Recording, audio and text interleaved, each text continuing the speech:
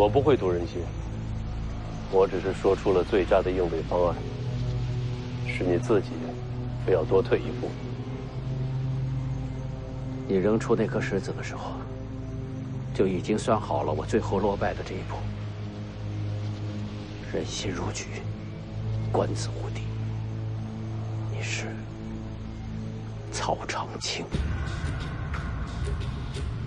我记得你那族兄，当年他就是死在了楚人的手里。如今我被你杀，也算是有始有终了。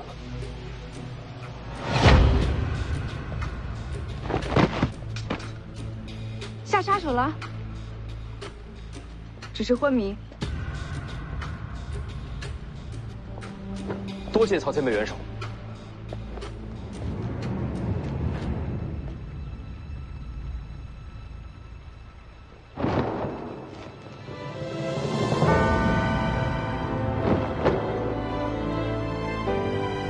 西楚罪臣曹长青，参见公主殿下。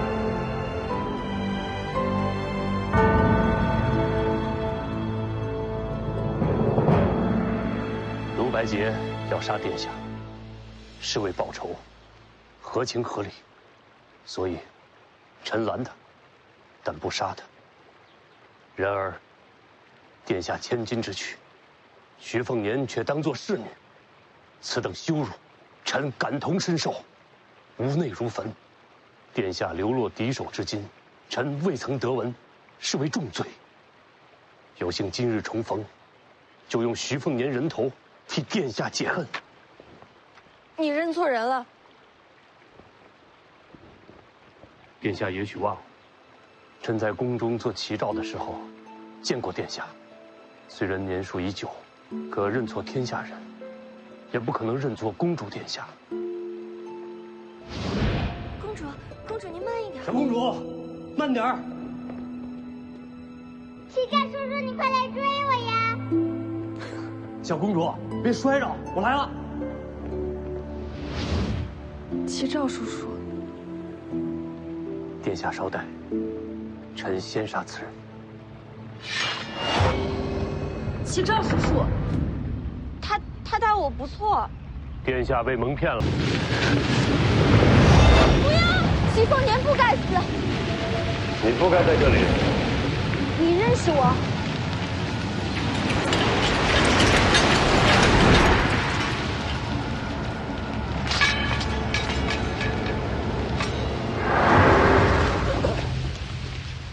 你母亲是大楚3000剑士之首，我自然见过你。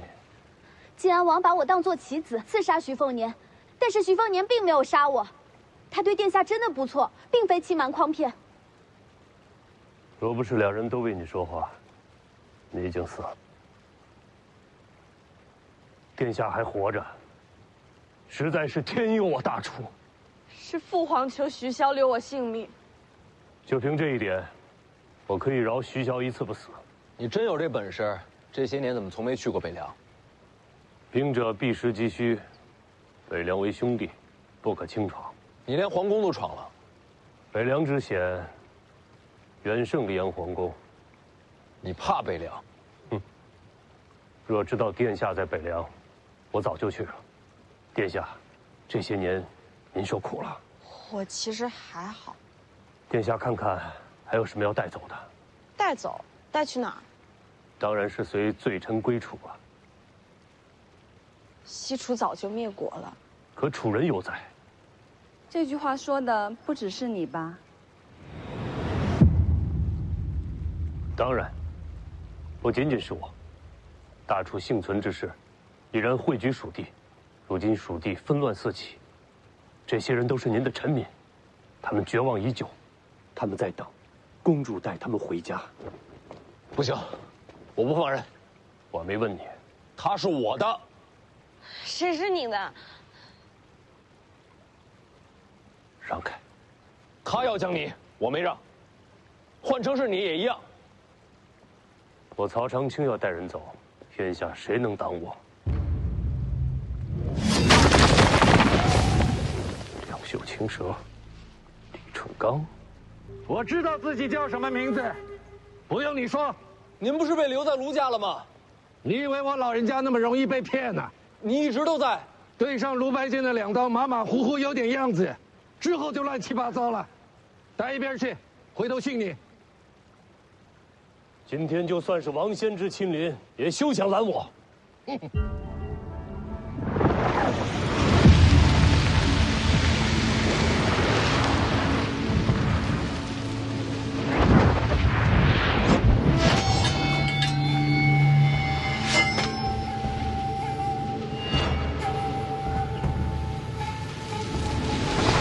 你老了，说这废话。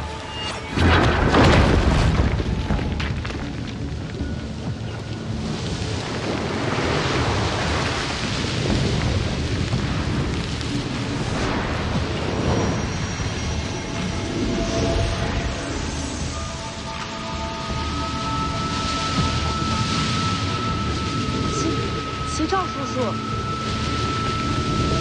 殿下，能不能不要动手？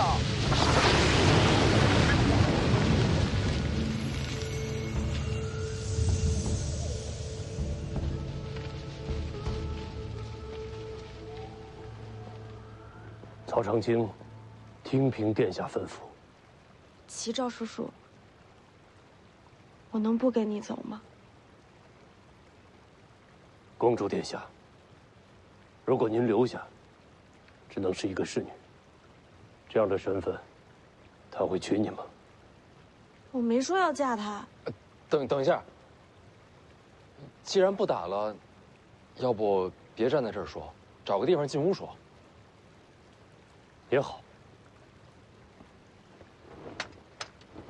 青鸟，你去外面找魏爷爷和宁峨眉他们，让他们守住报国司，不要让人进来。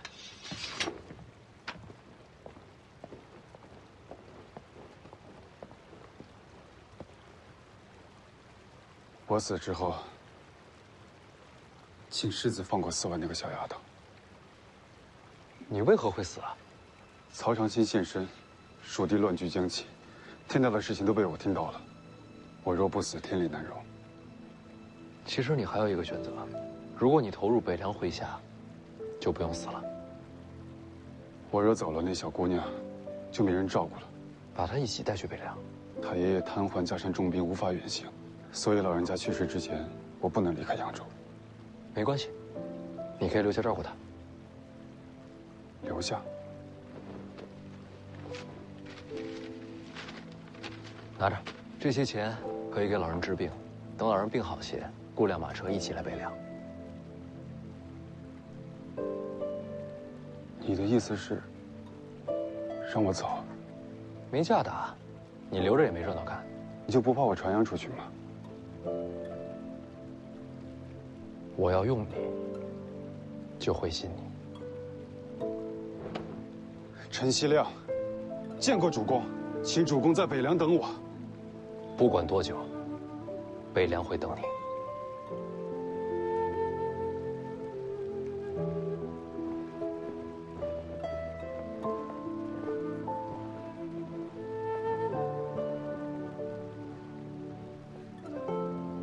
觉得这书生可用？可用。真不怕他卖了你啊？士族和寒门在扬州如天地之别，他若想要希望，就只有到北凉去。哥哥若是踏入历史的泥泞，你愿意跟哥哥一起吗？只要爷爷没事，陪哥哥去哪儿我都陪着。那我们就说定了，等爷爷好起来，我们就离开江南。去哪儿呢？往北去。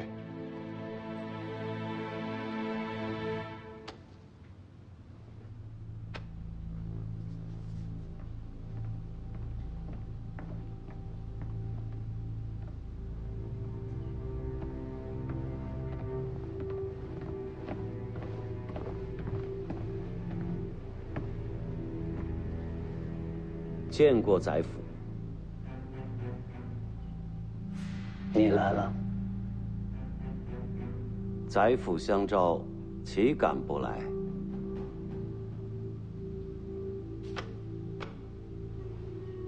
宰府好享受啊！啊，我不喜欢清贫养民那一套。我要让读书人看了心生羡慕，激发起他们往上爬的愿景。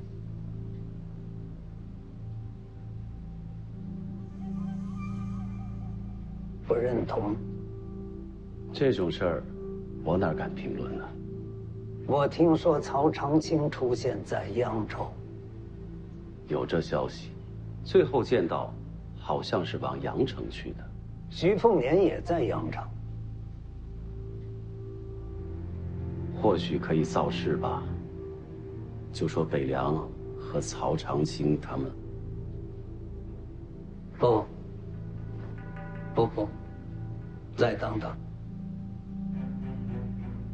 你那先别急，看看曹长青和徐凤年会不会遇上，遇上了，又会是什么状况？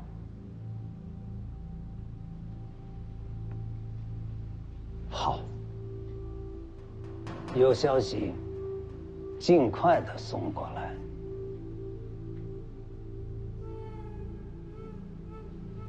翟府放心，去吧。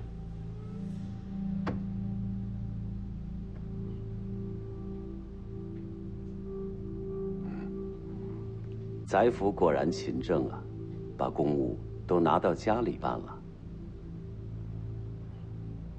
啊，把奏章带回府是不太合适，但为国理政也顾不了这些琐碎的规矩了。成大事不拘小节，翟府好气魄呀！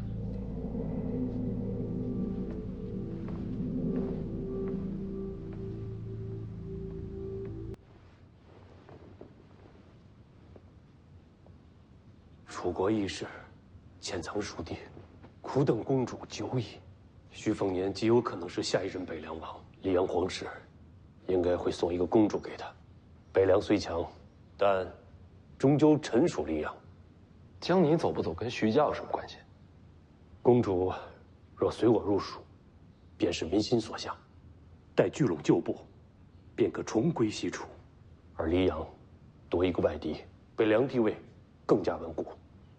其次，成了楚国女王，你才能真正和徐凤年身份相当。我和他什么关系都没有。曹前辈，我能说两句吗？第一，养寇自重的事儿，我北凉不会做。第二，北凉秣马厉兵是为了守天下太平，从没有想过叛乱谋逆，让刀兵再起。如此迂腐单纯，怎么能做北凉王？视人命如草芥的大人物已经够多了，我偏要做一个有底线、会迂腐的北凉王。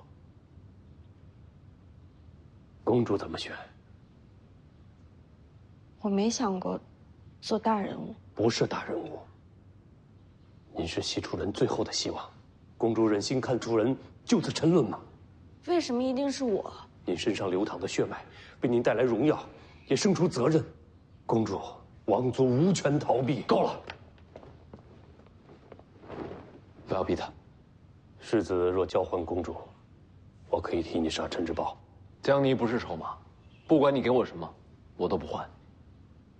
你想强留公主？她自己的命运，让她自己选择。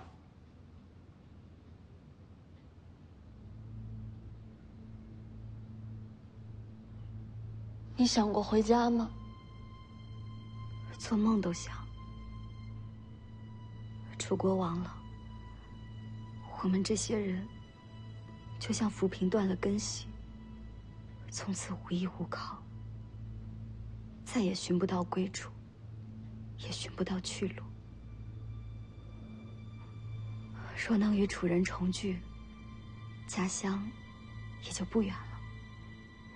但是殿下，这不重要。不重要。你有你自己的人生，你不欠我们，因为你不仅仅是公主殿下，你还是我的朋友。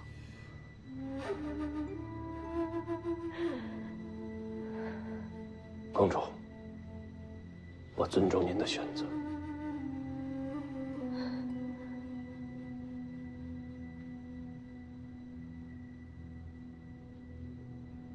我和你走。江宁，其实我习惯了当一个侍女，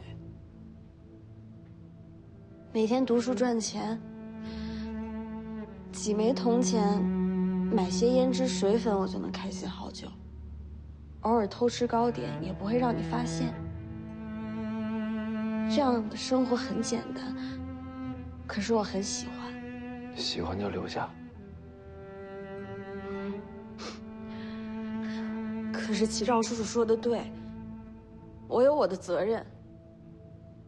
太多人期待着我的出现，期盼着绝望里能看见光明。我经历过绝望，所以我知道这一点光明对他们来说有多重要。我是江妮，是你的侍女，我也是西楚公主。王族血脉，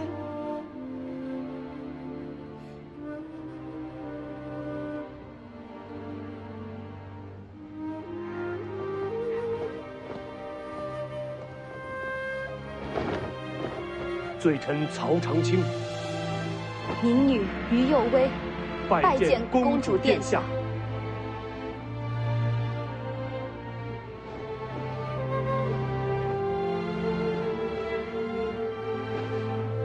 我的第一个命令，就是你们2人以后见到我无需下跪。公主，礼数不可废。齐兆叔叔，你要抗命吗？罪臣不敢。公主，我们这就启程。我会离开，但不是现在。殿下何意？江南下一站是龙虎山。是。这次东行除了武帝城，最危险的就是龙虎山了。我想先与他同行，等离开龙虎山，我就随齐赵叔叔西去。我不是为徐凤年，徐家毕竟护我性命，这恩情该还他们。但是殿下，有2个问题。齐赵叔叔，请说。第一条，我已然露面，殿下就不可能再光明正大的和徐凤年同行，否则真成了北凉和西楚联手，溧阳皇帝不会放过徐家。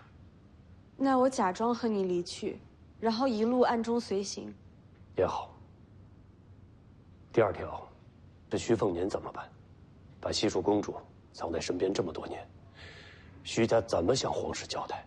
这倒不要紧，这么些年我一直在尝试刺杀徐凤年，一查就能查到。由此推断，很容易得出我一直在隐藏身份、蓄意报仇的结论。殿下一直在刺杀徐凤年，为什么？因为楚国公主的命还是挺有用的。为什么偏偏让我活着？关键时刻是拿我的命换东西。我以为徐骁会要我性命，所以从小就试着刺杀徐凤年。就算徐骁居心叵测，那跟你杀我有什么关系啊？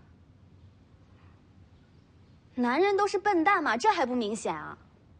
江妮知道自己会死，所以不停地刺杀你，是为了让你恨他怕他，是担心将来自己有一天真死了，你会难过啊。你的刺杀从一开始就是因此而起。先不说这个，我刚才一直在想另一个问题：若徐骁真要对我不利，那他会这么凑巧让我偷听到吗？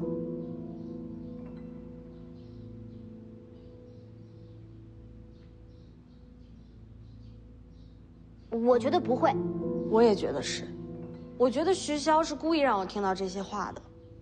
还有，我一次次刺杀他，真的能瞒过徐骁吗？他为什么不阻止我？你还记得你说的话吗？徐骁常说，为达目的不惜代价。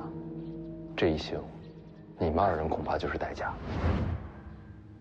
我一开始是以为徐骁会把你们交给卢家。可现在想想，齐赵叔叔出现，如果我们跟他走了，那这么多年的刺杀就恰巧为徐家打消了猜疑和隐患，有这么巧吗？因为有你们在，所以刚才他没杀我。我和于右威真正的作用，其实是在这里，而不在卢家。曹前辈，你为何会来阳城？我是为了殿下而来。你怎么知道江离在我身边？我不知道殿下是否还活着，但我找到了这个神符。对，神符是西楚重宝，我在路边的商贩手里发现了它，于是顺着线索，一路找到这里。神符不是在您手里吗？被人借走了。谁借的？王爷想借前辈一样东西。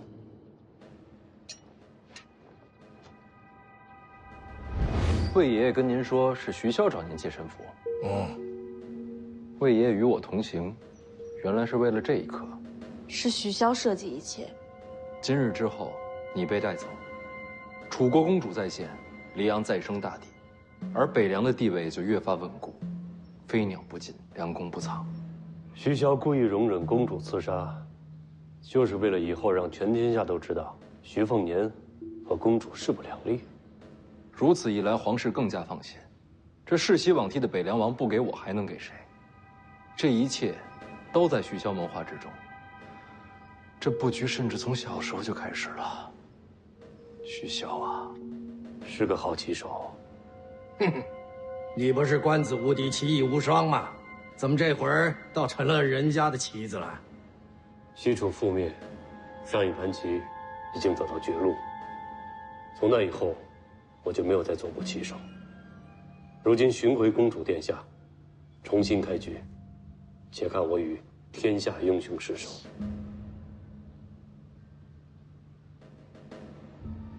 殿下，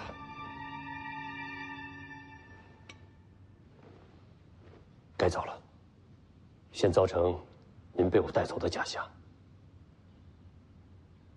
龙虎山之后，我才会真正离开。就这么走了，有点假。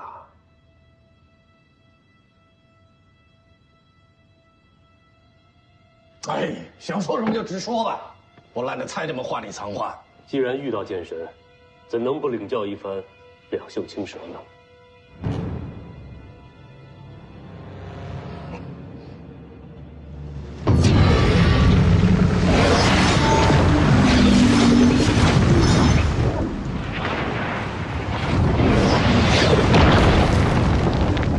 两袖青蛇，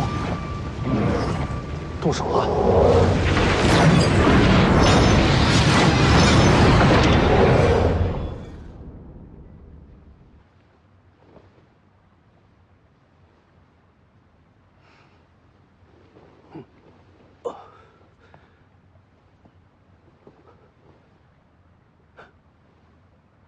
我居然没死，曹长青呢？曹长青认出江离是楚国公主，勃然大怒，对凤年动手了。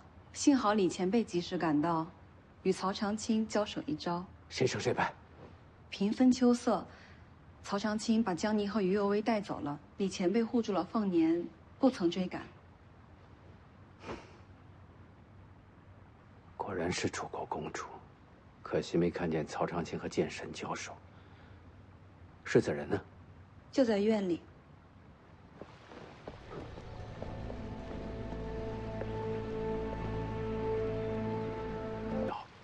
是，仅仅交手一招，天人临凡，也不过如此了。谁能想到，人能拥有如此可怕的力量？卢先生既然醒了，还对我动手吗？卢家从来就没想过要跟北凉决裂。今日之事，说到底，都是他的怨恨所致。一切都推给他，总要有人承受怒火。我没有怒火，他恨我是理所应当，算不上死罪。世子宽仁，让人钦佩。我姐选择留下。如果卢家不想和北凉决裂，请善待他。世子放心，我最后送你一程。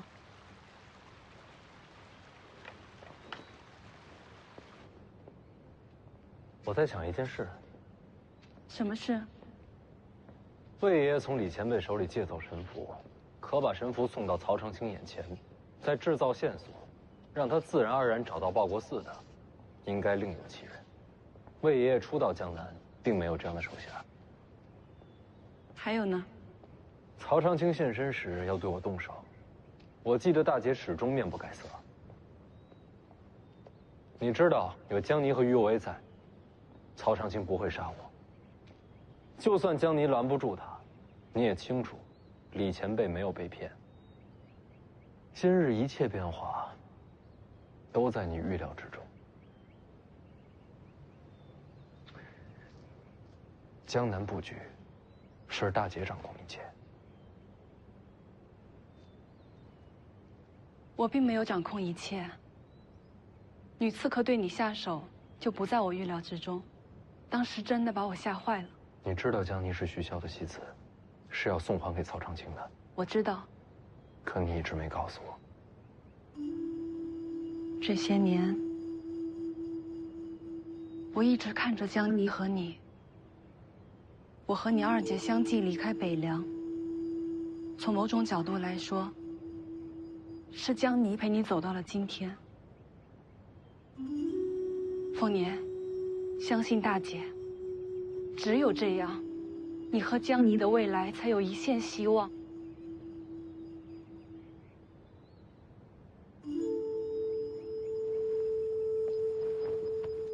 姐，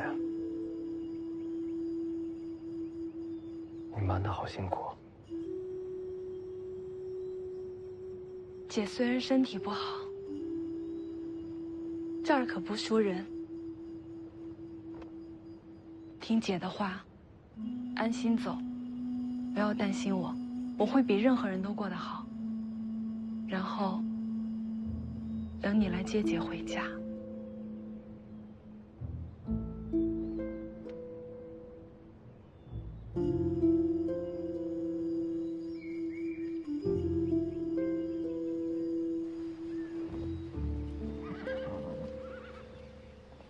魏爷爷好手段，只是领命行事，狮子恕罪。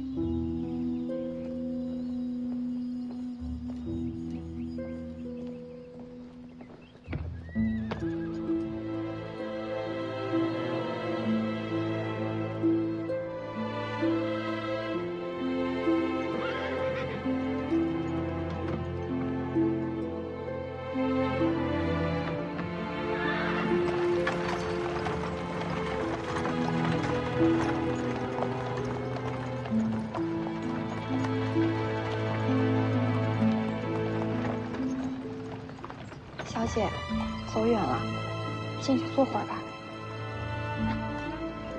小姐，小姐，别喊，别喊，让他开心的离开。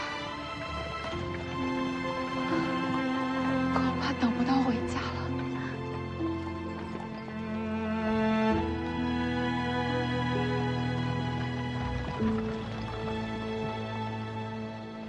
齐赵叔叔刚刚出手，今日探听虚实的人必定不少。等过了今夜之后，我再偷偷回到车队里。殿下有没有想过，徐骁是故意把你留在徐凤年身边？你和徐凤年从小到大的羁绊，还能真吗？可人心不会假，就让我陪他走完龙虎山这一程吧。殿下，如果徐凤年在龙虎山遇险，救还是不救？为什么不救？如果我出手救他，就等于告诉全天下，徐家和西楚并非仇敌。到那个时候，徐凤年可就没有退路了。曹先生武功高，棋艺高，学问也高，就是对这女人嘛，不太了解。何出此言？徐凤年没有退路才好啊。到时候殿下就能把他一起带回西楚啦。齐赵叔叔，我想吃猫。你不要这么残忍吧？还乱说话吗？我说的都是实话。你以后说话小心点，不然你家猫后果可不好说。偷偷说两句行不行？最好别让我听见。喂，你等等我！喂。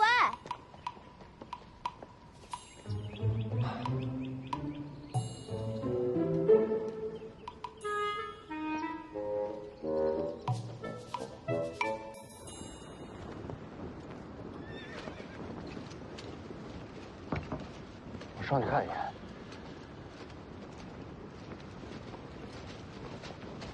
行了行了，我知道了，不能让人刺杀这小子。哎呀，真不知道上辈子欠了谁都。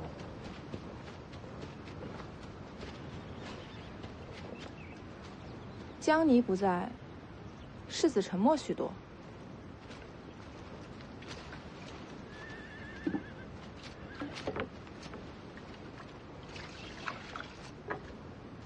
江离是侍女，你也是侍女，你就没有想过取而代之？世子将来可是北凉之主，权倾一世呢。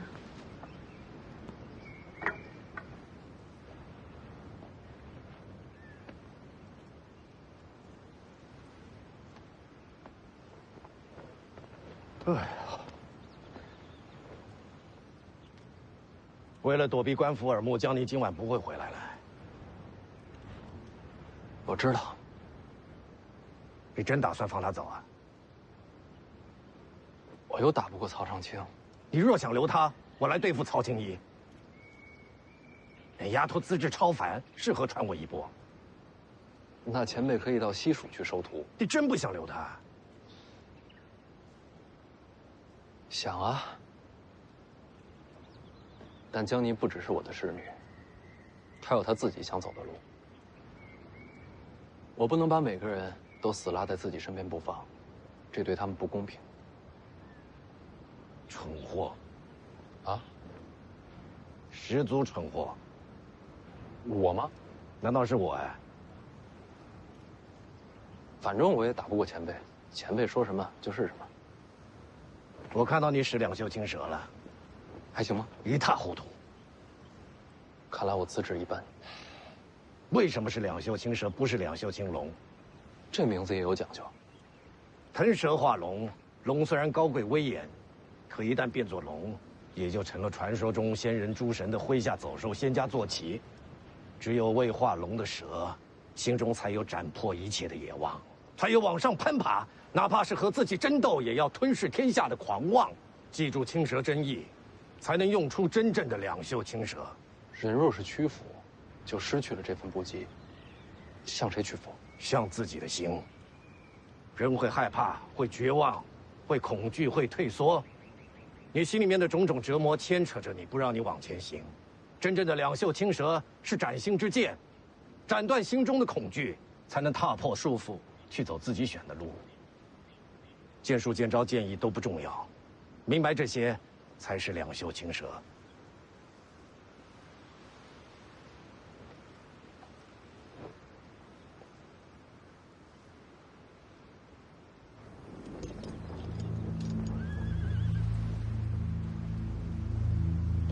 要想让人被我的功法所控制，最重要的就是乱其心神。这巫术在徐凤年心中弥足正对，通过图形影响人的内心情绪。这图中的天龙会占据他心底的依靠。换句话说，我要让巫术在他眼前再死一遍，说不好，他还会变成一个疯子。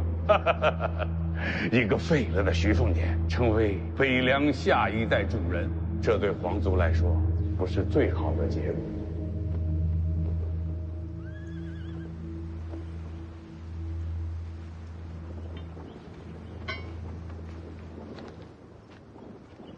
我去接世子下来休息。报告将军，赠云边捡到一个盒子，上面贴了纸条，说是献给世子。很轻，不像有机关。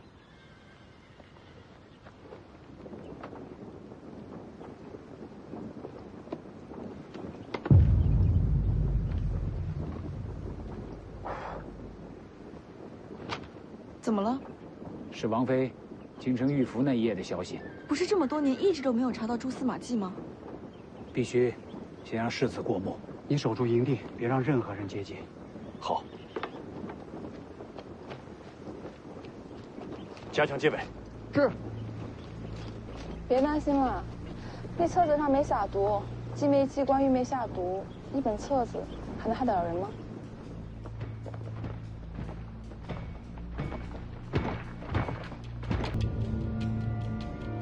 我有些明白，又有些不明白。哪些不明白？我不明白的是，心怎么斩？两袖青蛇说到底不过是剑气，斩内心根本做不到啊，总不能真对着自己心口来一刀。当年，这也是困扰了我很久的问题。我创两袖青蛇之后，纵横天下，难逢敌手啊！自此起，便有了剑神之名。了不起。可我心底始终焦躁困扰，苦苦挣扎，难寻出路啊！为什么？因为我的两袖青蛇是不屈野性之蛇，可人性总有懈怠，有妥协。如果有一天我失去了这份不屈之心，我的剑道也就走到了末路。所以我害怕、彷徨啊，仿佛绝路就在眼前，我却躲不开，也避不掉。我知道这绝路来自于我内心的恐惧。只有展开心底迷障，才能往前走下去。就像你刚才问的一样，那时候我天天都在问自己，怎么斩自己的心。您做到了。是的。只要将两袖青蛇的意境再上一层，才是我真正的绝学。它的名字叫做一剑开天门。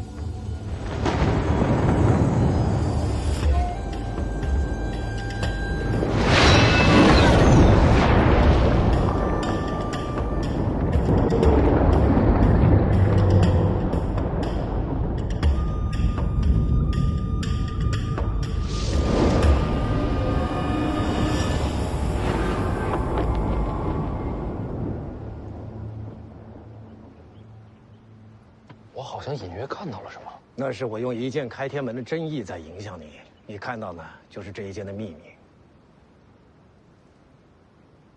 你能让我看到幻觉？武功走到极致，从身到心，从改变现实到影响精神，都是理所当然的。所以啊，有些高手光站在那就让你恐惧退缩，本质原因就是因为他的精神压倒了你。哎，先不说这些，你在恍惚中看到了些什么？看到一剑展开天地，我有些不太明白。什么是天命？天命者，天道所赋之正理也。何为天人之道？君子当为天命，不为敬天，即央来至暗，潜而无形。所以啊，古人说要顺应天道，顺者吉，逆者凶。天道覆盖众生，人浮于天穹之下，渴望成就天人，而天门便是诸生成天人之路。过天门者，则可凌驾众生。哼，可我偏偏不服。不服什么？不服天道能定人生，不服命运无法抗争，不服人无法胜天，不服天人便是仙神。我有我手中剑，展开天门。我李传刚终此一生就是一个人，探索天道却不臣服，寻自身路不畏天人。就算古今神魔皆临凡尘，我李传刚皆以一剑斩之。现在你明白什么是一剑开天门了吧？斩去天命，斩去枷锁。我有这不屈在手，便可斩去一切彷徨无措，斩去心中畏惧阴霾，以此心澄澈，横渡凡尘。这念头才是一剑开天门的魂魄所在。当年您把一剑开天门练成了？练成了。那你怎么可能输给王先知？与王先知内战，我只用了两袖青蛇，没用一剑开天门。为什么？王先知天纵之才啊，我不想他就此陨落啊。那你宁愿自己输？当时如果我不杀他，我没把握赢，我有点犹豫。与王先知交手，怎么可以犹豫呢？当然就输了。那应该再打一场啊。本来我是这么想的，在嬷嬷建议让一剑开天门收发随性之后，再与王先知打一场，那么大概就能既赢他又不杀他。但是这一场始终没打成，因为在那之后不久，我的人生就输了，我的剑意和战意全废了。人生怎么输啊？你都练成一剑开天门了。人不是武功高就能得到一切，就能过好一生的。对我来说，最重要的那个人，被我亲手杀了。从那天起，什么都不重要了。你，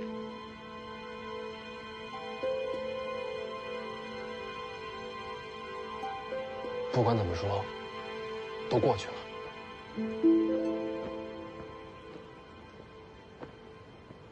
世子，李前辈，世子在营地旁捡到一个木盒子，里面是当年王妃玉符的消息，给我看看。不管是什么消息，别忘了斩向内心枷锁那一剑。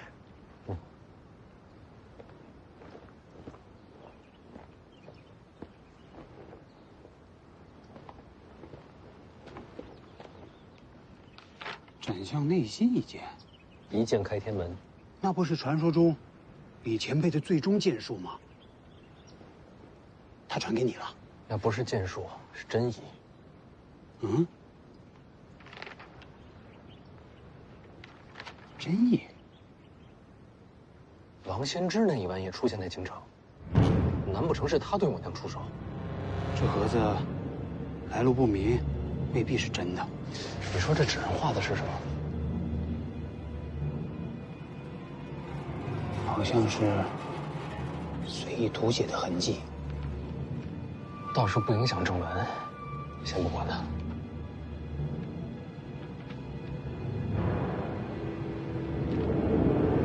世子，世子，世子。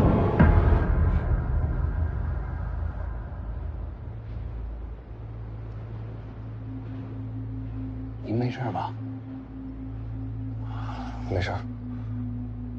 我就是刚才恍惚了一下。哦，你觉得这幅画什么意思？这画和这文字并没有什么关系啊。你看这幅画的时候，有没有什么特别的感觉？就是一幅普通的画。没什么，先往下看吧。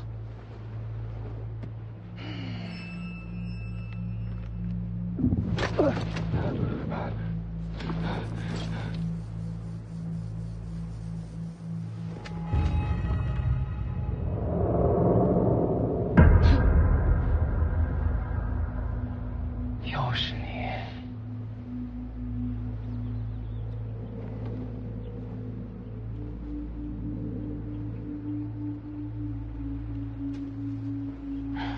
那木盒子，你给他的？我若回答你，你让我上去吗？上来杀他？不然我费这么大的力做什么？不行。阳城人多眼杂，我不和你出手，但在这儿可不一样。我最后劝你一遍，我们可以合作杀徐凤年。哦。不好。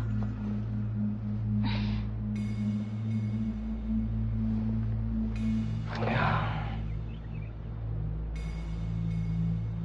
做人要讲道理啊！从内容上看，这里收集了不少证人证词。那一晚，王先知确实在京城。证词未必是真的。这里边提到的人大多还活着，想询问一下真假并不难。我觉得他说的是真的。就算王先知当时在京城，也未必是他出手。说实话，王妃当时虽然剑法神通，可王先知真要出手，他不可能活出京城。但至少说明王先知跟此事有关。这个木盒的突然出现，应该就是要你这么想。我明白。我这一行就是要去武帝城，到时候我看了这个心绪大乱，到时候直接对王先知出手，这借刀杀人的把戏就得逞了。世子明白就好。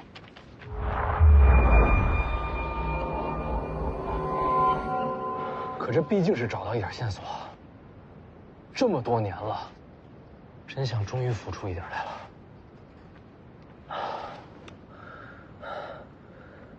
我保护黄满儿，保护大姐、二姐，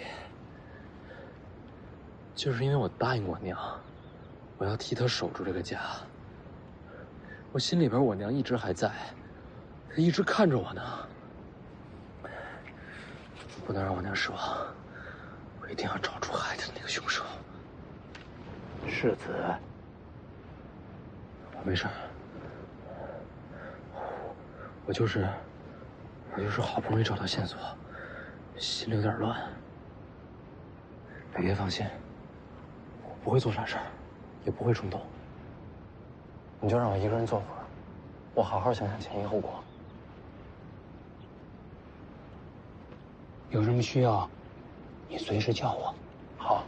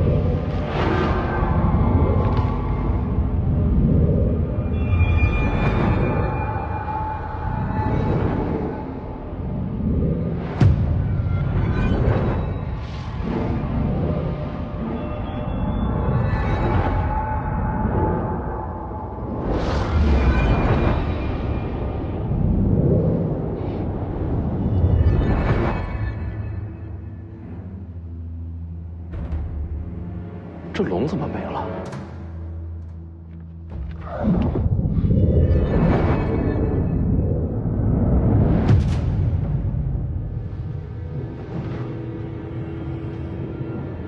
李前辈，魏爷爷。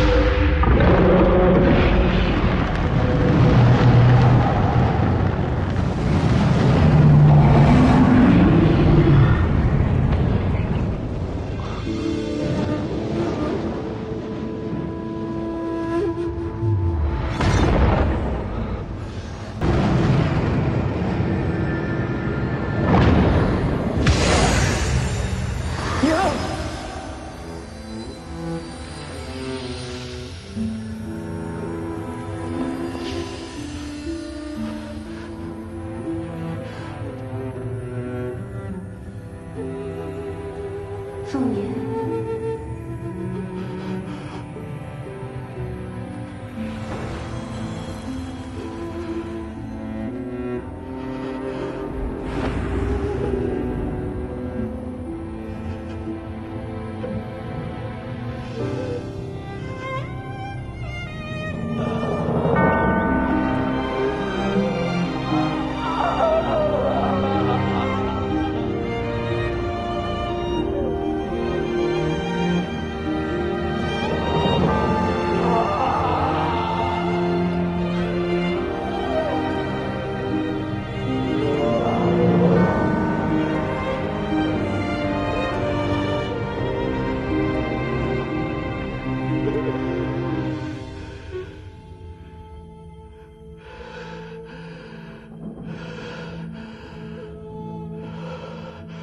过天门者，则可凌驾众生。可我偏偏不服，不服天道能定人生，不服命运无法抗争，不服人无法胜天，不服天人便是仙神。我有我手中剑，展开天门，就算古今神魔皆临凡尘，我李淳罡皆以一剑斩之，斩去天命，斩去枷锁。我有这不屈在手，便可斩去一切彷徨无措，斩去心中畏惧阴霾。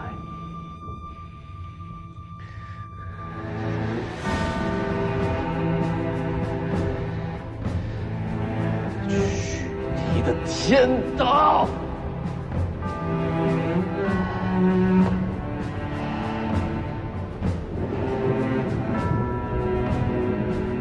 我有一刀，可斩天龙。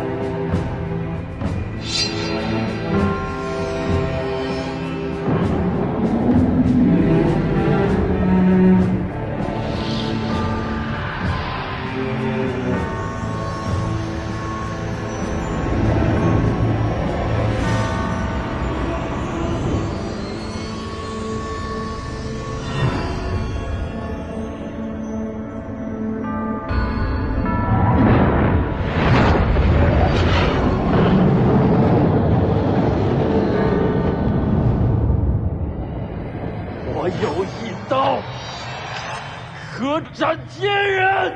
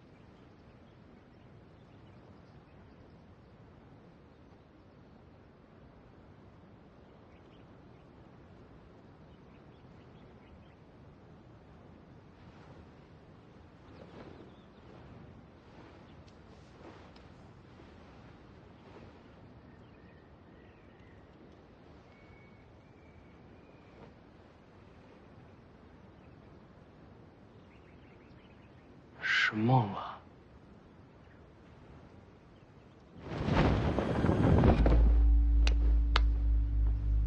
没想到吧？喂，还不叫人救你？你受伤了？在悬崖上跟人打了一架，问题不大。悬崖上人很多。多，都是来杀你的。你挺抢手啊。打伤你的人呢？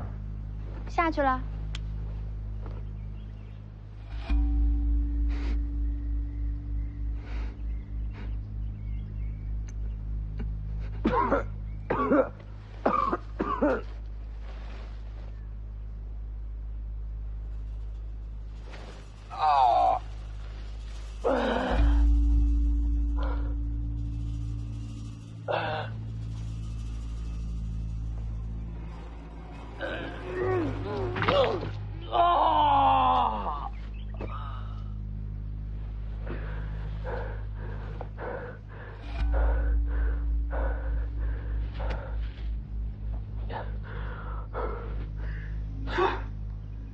最麻烦的就是遇上疯子。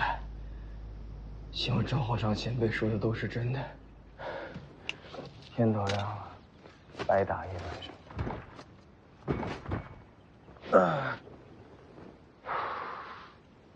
走，吃早饭去。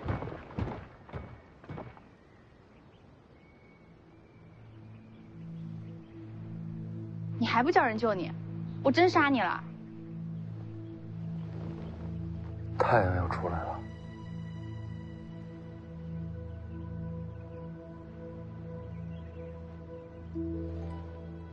再过一会儿，会很好看。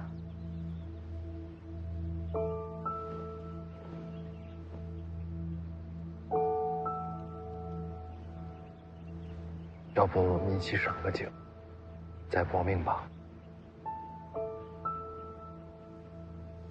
行啊。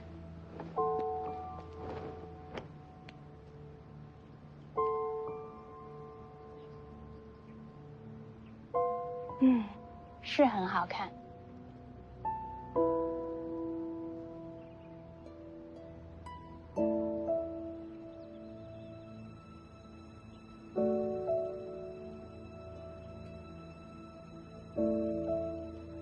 你怎么哭了？我梦见我娘了。她很好看吧？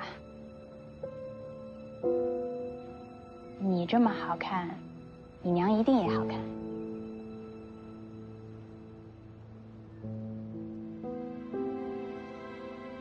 这么多年，其实我一直不相信她已经走了。我一直觉得她活在我心里。其实是我在骗我自己。为什么这么说？他在梦里跟我告别了，他走了，早就走了。只是我到现在才承认这一点。你在梦里跟他告别了吗？没来得及。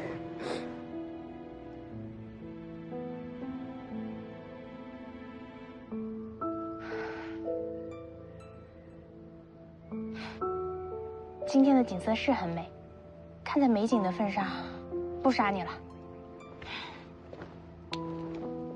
你为什么一定要杀我？我不相信你就为了千两黄金。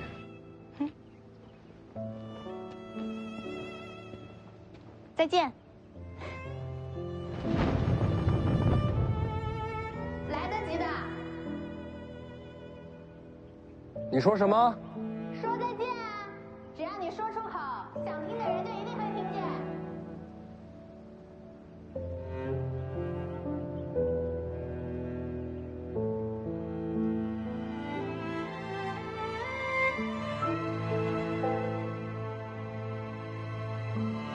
娘。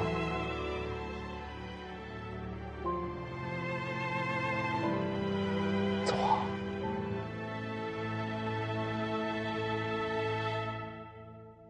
你在梦里见到的天龙就是这样的，仅凭几套纹路、一幅图形，就能让人入梦？只对你有用。准备这些的人应该对你了解颇深。这功法就只是为了让世子做个噩梦吗？这是借梦境毁去一个人心中最重要的屏障和依靠。你娘应该是你心中最重要的那个人。是，这是想从心灵上给你打击，让你崩溃绝望。你怎么扛过来的？我把他们斩了。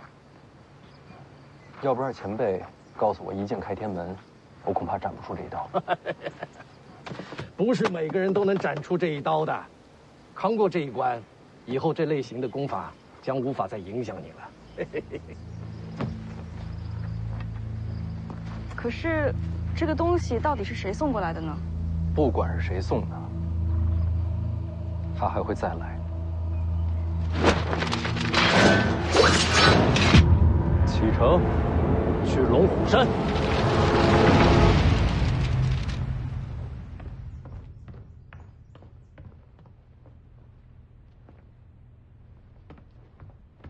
陛下召你进宫。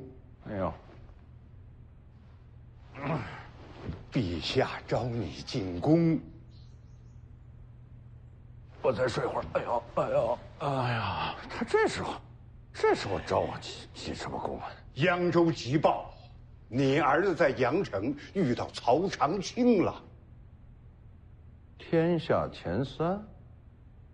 你儿子的侍女是西楚公主，这事儿你知道吧？知道。知道，你还把西楚公主养在府里，让公主当侍女，这才显得咱北凉霸气。曹长青认出了西楚公主，对你儿子出手了。哎呀，那不是还有这个李淳罡呢吗？李淳罡和曹长青交手一招，未分胜负。临走的时候传下话，要重回蜀地。你家那侍女将是女王。让女王当侍女，这回她威风大了。还威风呢？从各方面查证来看，那个叫江泥的从小就尝试要刺杀徐凤莲，看来仇深似海呀。哎，我儿子呀，命里有桃花劫，女人都恨他。你想明白了没有？新一代楚国女王要杀徐凤莲。哎呀，这回我终于可以睡一个踏实觉喽！哎呀，你还真睡啊！徐骁，哎呦，别嚷嚷，来来，一块跟我个儿躺会儿啊！哎呦，